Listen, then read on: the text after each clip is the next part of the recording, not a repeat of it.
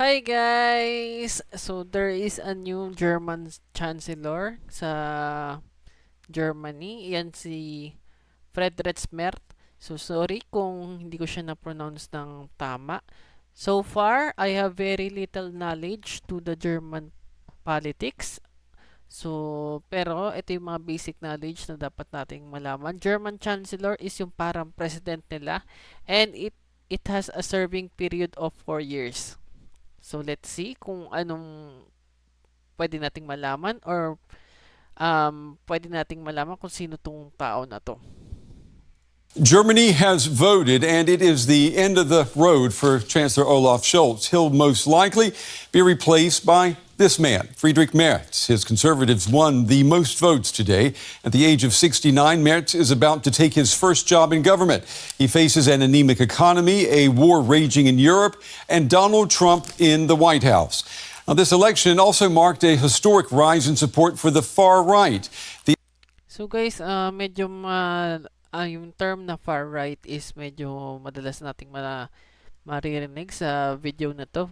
A simple Google search or ChatGPT search ay far right. So in Germany refers to a political ideology that is characterized by extreme nationalist, anti-immigrant, and often authoritarian views.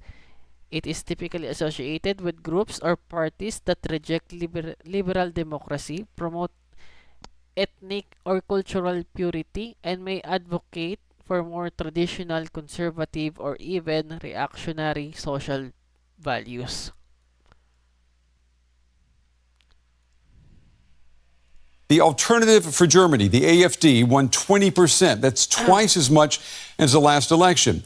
They're headed for the opposition because no one wants to work with them, but their support, their power, they're growing. Tonight, they remain Germany's political pariah, but for how much longer? I'm Brent Goff in Berlin. This is The Day.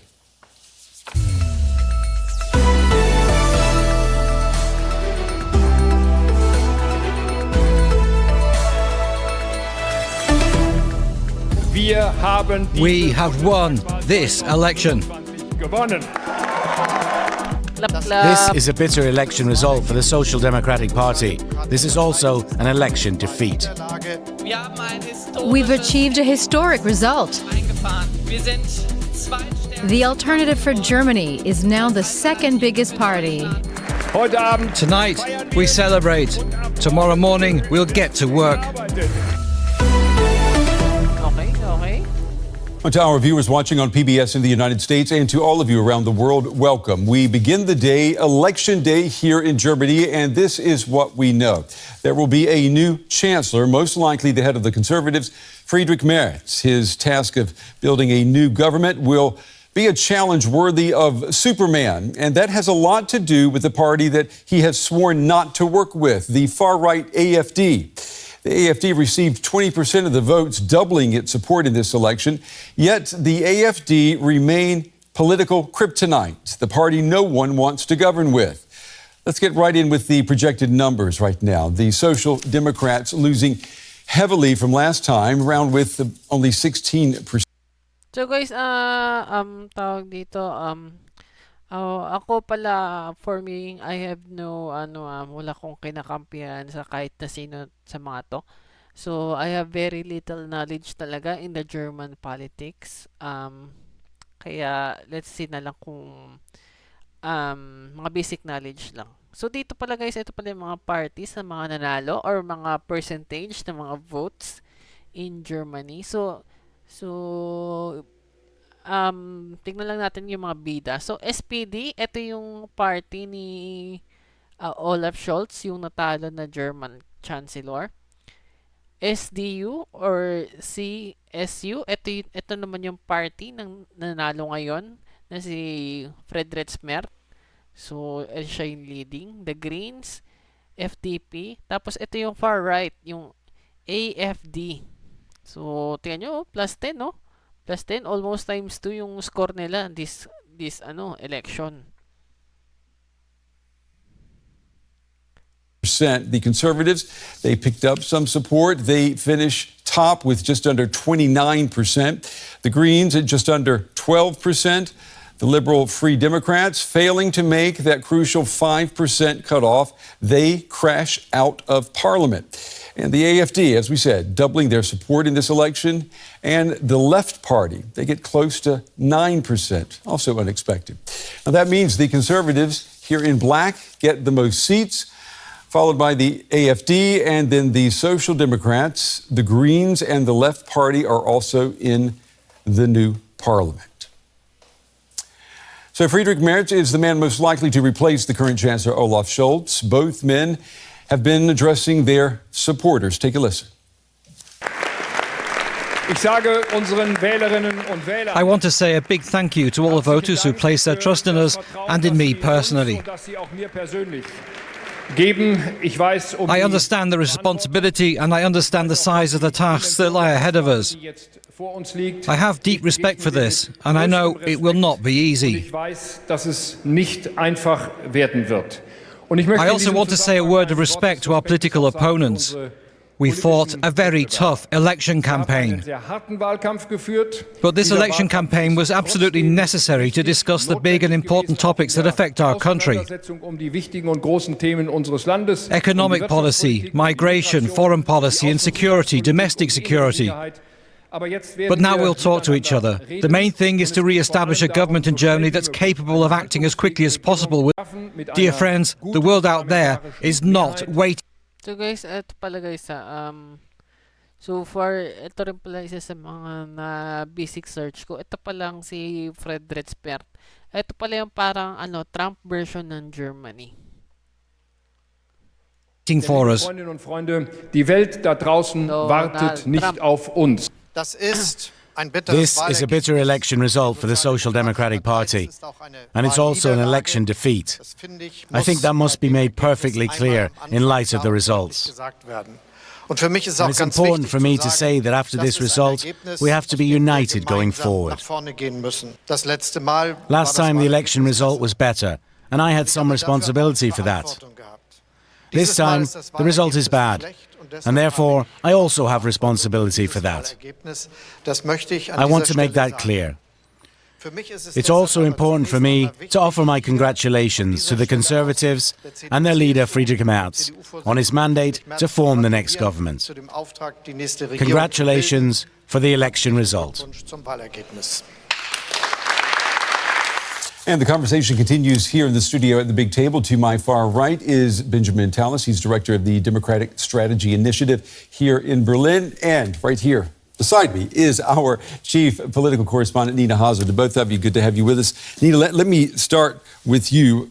It's a given now that Friedrich Merz is going to be the next chancellor, right? At this point in time, I'm very reluctant to say anything is a given. But yes, if you look at the numbers, Friedrich Merz does look set to become Germany's next chancellor, but he will have to form a coalition with junior partners or a junior partner. So coalition negotiations are going to take a bit of time still. And technically speaking, there are other options also where other chancellors could get into power, but that is almost out of the question now. So, yeah. And Ben, Olaf Scholz, the current chancellor, he conceded defeat tonight, says he will not be leading coalition negotiations with the Conservatives. Is he finished as a political force? Yes, I think so. As he himself said, he takes responsibility for this defeat. It's a pretty conclusive judgment on his signature policy, the so-called Zeitenwende, which was supposed to deliver meaningful change for Germany, but has failed to do so across all major points that it sought to achieve. All right, we are going to look at what a Merz government would look like in just a moment. But first, here's a look at the man of the moment himself. Okay. This is the man of the moment. Friedrich Merz just led the conservative CDU-CSU to their first election victory since the Merkel years. Die Welt da draußen wartet nicht. The world won't wait for us. It won't wait for long drawn-out coalition negotiations. We must be capable of acting again quickly so that we can do the right thing in Germany, so that we're present again in Europe, and so that the world sees Germany has a reliable government again. Zuverlässig regiert. His pledge? A U-turn on migration and the economy. His style? Decisive, say his followers. Uncompromising, even abrasive, say his critics. Trump-like at times. Okay, I like that. Trump-like. Trump-like. Ich werde im Fall meiner Wahl zum Bundeskanzler. If I'm elected to be the Chancellor of Germany, on my first day in office, I will instruct the Federal Ministry of the Interior, using the Chancellor's authority to issue directives, to permanently control all Germany's national borders with. So guys, ito rin no, yun din ang pinaka-issue niya, yung border ng Germany. So, marami rin kasing mga illegal immigrants dyan. Tingnan niyo si Trump. So, di ba, isa sa mga number one priority ni Trump is yung fixing yung border niya with Canada and Mexico. Kasi sobrang dami talagang mga illegal immigrants. With its neighbours. Dauerhaft zu kontrollieren. That reaction to a deadly stabbing by an Afghan asylum seeker saw him take a political risk. He crossed his own red line by allowing the far-right AfD, for the first time in German post-war history, to become the deciding factor in securing a majority in parliament. Tens of thousands took to the street in protest. Even Angela Merkel condemned his decision. Guys, ito si nababasa ko siya as Angela Merkel is the former German Chancellor din ito. Itong babaeng to, yan nasa gitna. Tapos she served as a German Chancellor for almost 16 years. So grabe, sobrang haba. Sobrang haba. Halos siya na yung namuno sa Germany. Simula 2005 yun. Tapos basta almost 16 years siya. To accept AfD votes rather than seek compromise with other parties of the centre. From my point of view, even under difficult conditions, it should not come to the point where majorities are achieved with the help of the AfD. While Merz's political manoeuvre remained unpopular, his determination to act on migration struck a chord. Most Germans continued to believe his pledge to rule out any future cooperation with the far right. We will not cooperate with the party that calls itself the Alternative for Germany. Friedrich Merz is in many ways the opposite of Angela Merkel. Their parallel rise to the top of the conservative CDU party in the 90s and early 2000s turned into a political feud when Merkel beat him to become parliamentary party leader.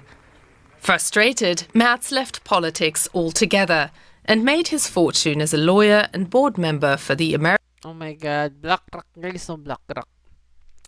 BlackRock is one of the largest investment management firms in the world.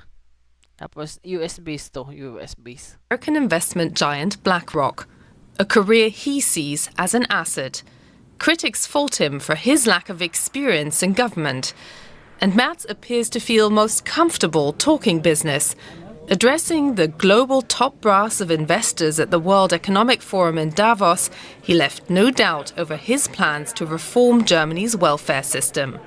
We have to bring our labor market in order. We have this special sort of subsidies for people who are not working called Bürgergeld, which is a big mistake. We will change the system. Throughout his campaign, Merz raised the alarm over the state of the German economy. Merz also promises to redefine German leadership, while the outgoing administration shared Merkel's mantra of leading from behind. Merz vows to turn Germany from what he calls a sleeping to a leading middle power. Wow. The overarching maxim of a Conservative-led government will be, you can rely on Germany again. Merz's Germany is back message will instantly be put to the test by Europe's struggle to define a common response towards the new Trump administration and its disruptive take on Ukraine. His analysis of this new reality is sober. Today, we're not sure anymore if the Americans are still by our side the way they were after 1945. Sure ba to, guys? Sure ba to? Sinasabi mo yan? Pagka ikaw narinig ni Donald Trump na kuyari ka, ingat ka rin, Brad. And if we can still rely on them. Die Amerikaner wirklich noch verlassen können. As incoming leader of Europe's largest economy, Merz knows all eyes are on him over whether Germany is ready to take a lead. Friedrich Merz's election victory will drastically change Germany's political outlook. Guys, ito pala si Friedrich is parang kaparty to ni Angela Merkel dun sa CDU. But there are two factors that will determine how much he will be able to translate into action: how complicated forming a government coalition will become, and what Donald Trump will do next. The uncompromising Friedrich Merz will have to compromise fast. Ben, let me ask you, what speaks for, what speaks against the personality of Friedrich Merz as Chancellor? Well, what speaks for is we've seen in the very first TV appearance he's given since the election results, talking very clearly about the fact we can't rely on the US as an ally. He's clearly understood the situation. Sure kayo dyan? You don't want the USA to be your ally? Sure kayo dyan? There talked about the need for independence. He's not shied away from big issues like a nuclear deterrent for Europe, the need to gun up in Europe, the need to actually protect Ukraine. That speaks to a decisive character. It speaks to an assertive character, which is the kind of leader that Germany and Europe could certainly benefit from in the Trump era. We have, however, seen him speak on a number of different issues in taking different positions on them. So we don't quite know which Merz is going to turn up, but I think we will find out in the course of his chancellery. And Nina, the turnout tonight, what was it, 83, 84%? Huge.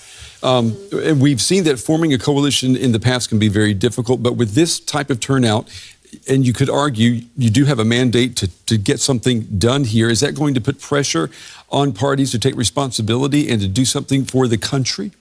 Absolutely. I mean, this country is politicized as it hasn't been for the last 30 years. So this is, I believe, the biggest turnout that we've seen since 1990. So, you know, a massive amount of people really going to the polls and making it very clear that they want their voices to be heard. A lot of it had to do, of course, with that very fierce debate about migration that we had, with AfD voters going to the polls, making it clear, okay, we must pursue a very hardline policy, if something fundamental has to change. But equally, on the other side, a party like the Left Party managed to mobilize huge amounts of people is exactly with that message. We mustn't let the AfD get too strong. So, of course, now it all comes down to just how the Bundestag will, what the Bundestag will look like, ultimately, how many parties are going to be in. And even Friedrich Merz is hoping that the FDP, so his natural coalition partner, doesn't make it into parliament, because that would make coalition forming more difficult. All right. Well, forming a government, of course, is complicated by the insistence of all the parties that they will not work with the AfD. We're going to have more on that in just a moment.